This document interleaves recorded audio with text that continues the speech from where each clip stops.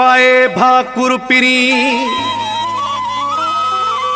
अजु रोई पियो ज़ारो ज़ारे हबीब लाउ नड़ु चे यार ॾाढियूं दाहूं कयई दर्द मां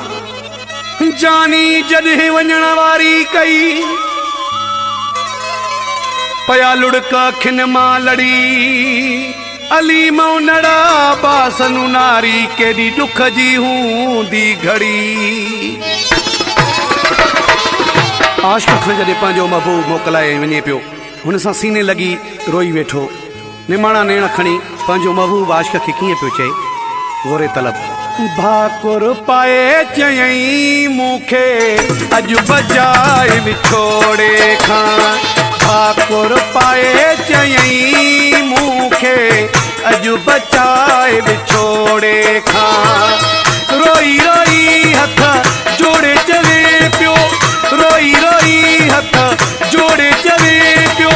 ज़ारू खराए विछोड़े खां भाकुर पाए चयई मूंखे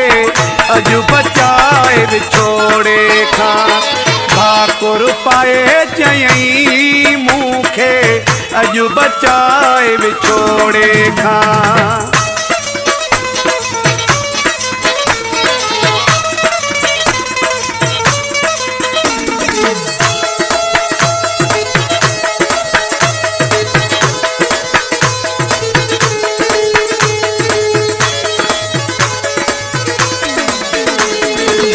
नंढे हूंदे खां जवानीअ ताईं तुंहिंजो प्यार ॾिठो वा साईं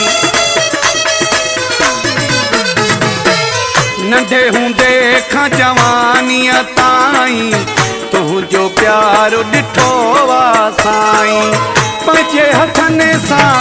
ॾेई घुटो वञो पंहिंजे हथनि सां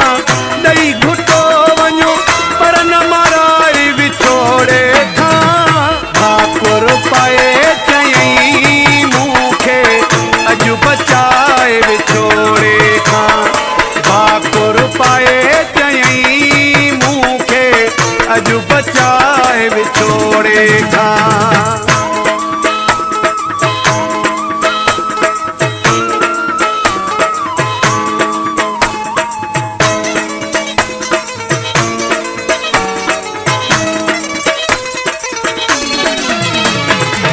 मुझे तनाई मन में तू आ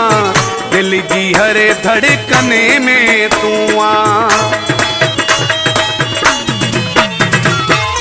मुझे तनाई मन में तू आ दिल जी हर धड़कने में तू आ सजी उम्र जी सच्चाई आखे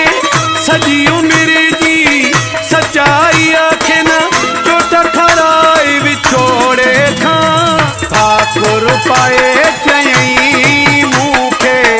अॼु बचाए विछोड़े खां भाकुर पाए चयई मूंखे अॼु बचाए विछोड़े खां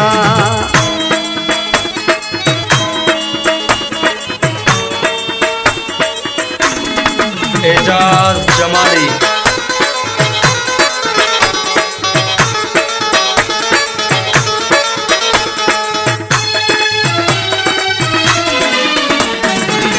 ऐसा न उनड़ खे हर कोई समझंदो मूंखे आ तूं जोई ऐसा न उनड़ खे हर कोई समझंदो आहे तूं जोई अॼु ताईं मूंखां कंहिं न खटियो आहे अॼु ताईं मूंखां कंहिं न खटियो आहे तूं न हराए विछोड़े खां भाकुर पाए चयई मूंखे अॼु बचाए विछोड़े खां भाकुर पाए चयई मूंखे अॼु बचाए विछोड़े खां रोई रोई हथ जोड़े चवे पियो रोई रोई हथ जोड़े चवे पियो ज़ारू खराए विछोड़े खां ठाकुर पाए चयई मूंखे अॼु बचाए विछोड़े खां